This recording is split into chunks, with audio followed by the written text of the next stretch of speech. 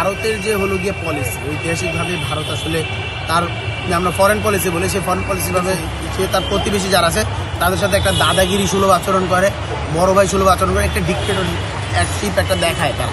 এইটাই তাদের foreign policy, এইটাই তাদের ফরেন পলিসির নেচার। বাট আমরা মনে করি যে ভারত যে এখন যে অবস্থানে আছে সে কিন্তু তার প্রতিবেশী যারাই ছিল, যাদেরকে সে ডিক্টেট করতে চেয়েছে, সে কেউ কিন্তু তার বন্ধু নেই, সে কিন্তু সবাইকে হারিয়েছে।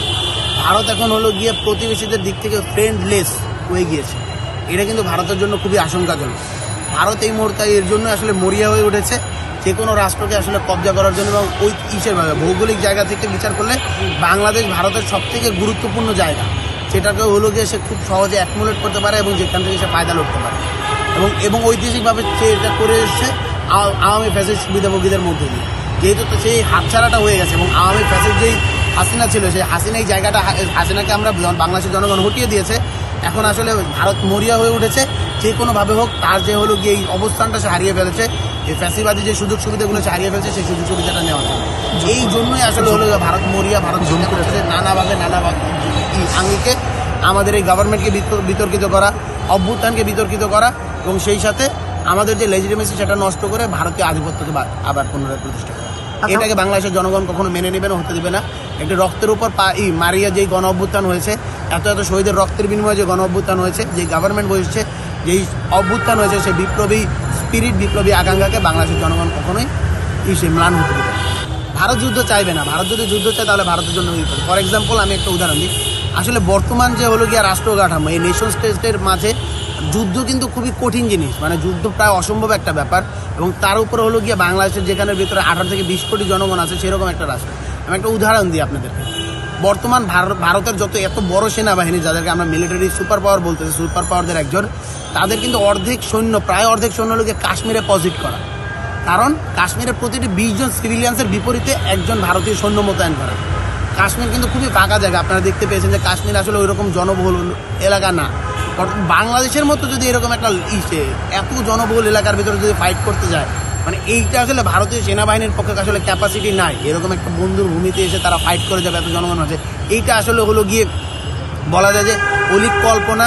এবং ভারত এটার জন্য সাফার করবে। ভারত নিজেদেরও এই ব্যাপারটা বোঝা উচিত যে ভারত বহু জাতি, বহু ভাষার দেশ, অনেকগুলো রাষ্ট্রে তাদের মাঝে আছে, যাদের মাঝে অনেকেই স্বাধীনতা কামী। ভারত যদি নিজেদের মাঝে হলো যুদ্ধ খেলাটাকে উস্কে দেয়, এটা তাদের ইন্টারনালি সাফার করবে। এবং এমনও হতে পারে, হু নোস, যে ভারতেই হলো কি আমাদেরকে দখল করতে এসে আমাদের সাথে কিছু করতে পারলো না, এখানে মার খেয়ে গেল, ভারত ভেঙে টুকরো টুকরো হয়ে গেল। হতেই পারে। ভারত আসলে আমার মনে হয় না এই রিস্ক নিবে। এগুলো আসলে ফাঁকা বলি হিসেবে আমরা দেখি। আর যদি ভারত কোনো প্রকার পদক্ষেপ নেয়, তোর বুকের তাজা রক্ত দিয়ে দেশ স্বাধীন করেছে, এবার 24-এ বুকের রক্ত দিয়ে দেশ স্বাধীন করেছে, আবারও প্রয়োজনে এই রক্ত দিয়ে দেশ স্বাধীন করবে। কিন্তু কোনো পরাশক্তি, কোনো অপশক্তি, কোনো ফ্যাসিবাদী শক্তিদেরকে আমরা কখনো মেনে নিব না, আমরা মাথা নত করবো না। ভারতের উদ্দেশ্য একটাই, যে প্রত্যেকটি রাষ্ট্রের মাঝে আসলে হলো গিয়ে প্রতিবেশী, আমরা কখনো প্রতিবেশী চেঞ্জ করতে পারি না, আমরা হয়তো বা বন্ধু চেঞ্জ করতে পারি। যেহেতু প্রতিবেশীদের সাথে বন্ধুত্বপূর্ণ সম্পর্ক রাখাটাই আসলে হলো গিয়ে দুটো রাষ্ট্রের জন্য কল্যাণজনক, তাই তাদেরকে বন্ধুত্বপূর্ণ সম্পর্ক রাখতে হবে। এখন বন্ধুত্বপূর্ণ সম্পর্ক রাখার জন্য তাদেরকে আসলে কাফফারা দিয়ে আসতে হবে এত বছর তারা যে অত্যাচারটা করেছে।